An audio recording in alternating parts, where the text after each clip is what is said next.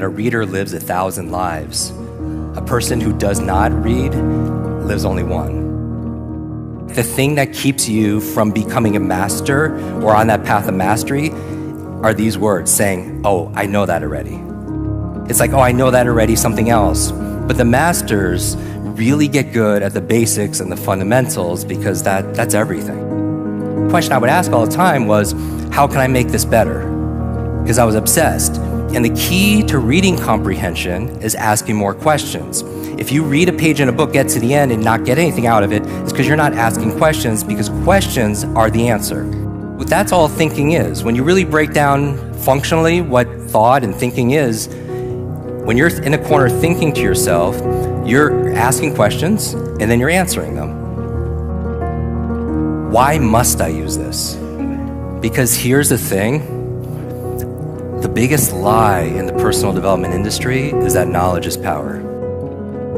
It's just you feel like you got points because you signed up for a seminar or a webinar, you bought a book and it sits on your shelf. The truth is, what people don't tell you is all the podcasts, coaching, conferences, online programs, none of it works unless you work.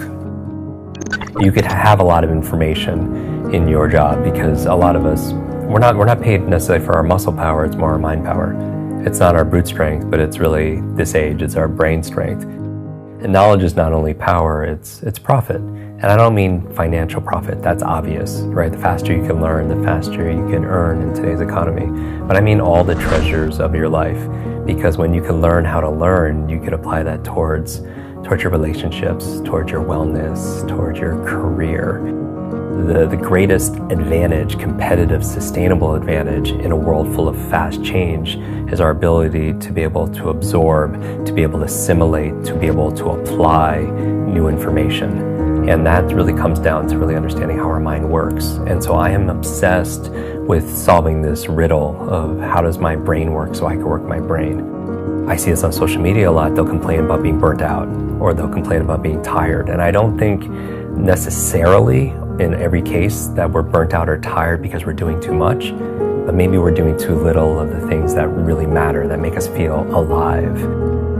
And I always talk about the most important thing is to keep the most important thing the most important thing. If you're climbing the ladder of success and you get all the way to the top and you realize it's leaning on the wrong wall, better to know earlier than later. And so beginning with the end in mind is kind of like this idea where you go fast forward all the way to when we're taking our last breaths. And at that time, nobody's opinions or our fears, none of that's going to matter. What's going to matter is how we lived, how we loved, how we laughed, how we learned. And you know what a question I ask a lot of is like, who's counting on me to win today? First, because some of you, and I bring this up because some of you really will do more for other people than you will for yourself.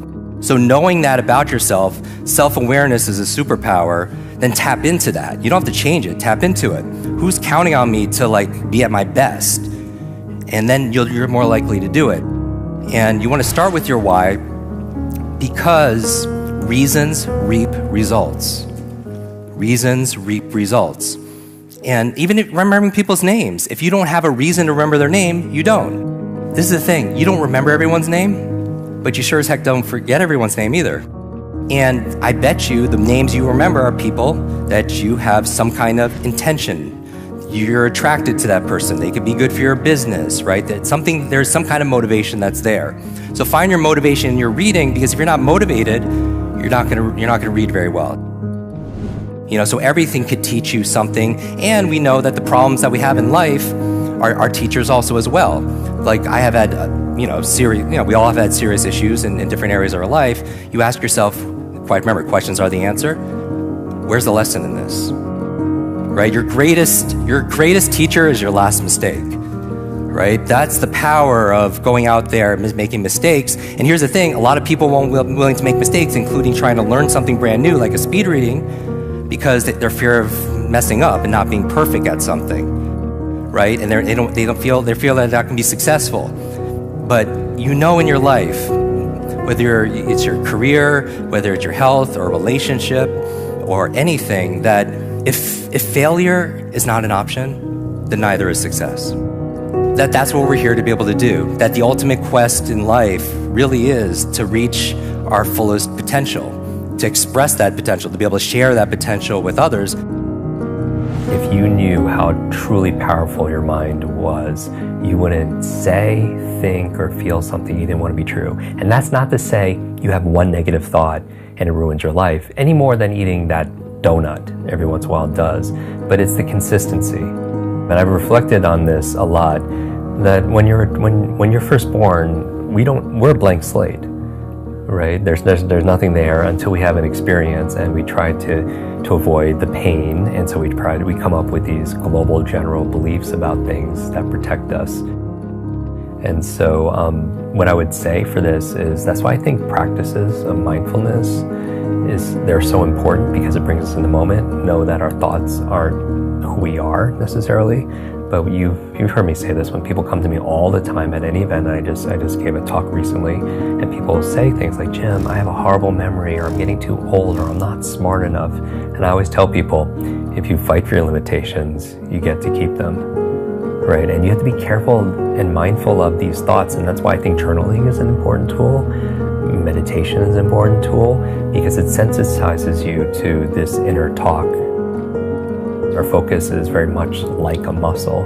It grows stronger with use. We're not feeding our focus, we're feeding our distractions, and that muscle is getting stronger.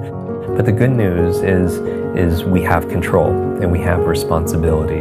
And the goal is just not to be running old scripts, to be conscious. I think the meta message of this conversation is that we are not our thoughts. So 3 questions. How can I use this? Why must I use this? When will I use this? 3 powerful questions that lead to something which I think the number one productivity performance tool there is your calendar.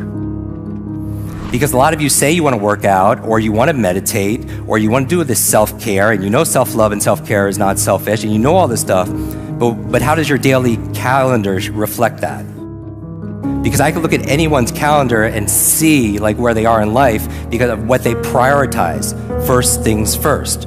And the number one regret I hear ongoing for 2 decades of doing this is that somehow they live their life for somebody else in some area of their life. Many of us are going to be in a coffin, we're going to be in a box, and in that box, there's not a lot of room for possessions. And if you have cars and everything, that's just wonderful, but there's certainly not a lot of room for regrets. Because here's the thing, if you buy into the opinions of other people, you're going to go broke. Right? If you're looking to be fueled by other people's expectations and opinions of yourself, then you're going to run out of gas. Right? That if you're going through difficult times, they can define you, they could diminish you, or they could develop you. But you decide. And it always comes back to decision. So prompting you with these 3 questions, how can I use this? Why must I use this? When will I use this? And then it's in your calendar, and then it's going to happen. Just like that appointment at your doctor's appointment, or the meeting with your investor, your top client, or whatever. And you got to treat that time as the most important time, because if you can't do it for yourself, you're not going to be able to do it for anybody else.